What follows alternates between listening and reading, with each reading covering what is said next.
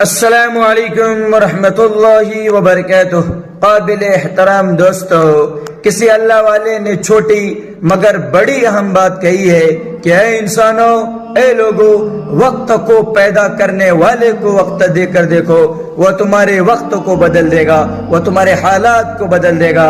लेकिन अफसोस ये है, आज हर काम में हम अपने वक्त को लगा रहे हैं। अगर किसी काम में हमारा वक्त नहीं लग रहा है तो अल्लाह के दरबार में इबादत करने के लिए, मस्जिद में जाने के लिए, अल्लाह के हुजूर में हाजिर होने के लिए हमारे पास वक्त नहीं है।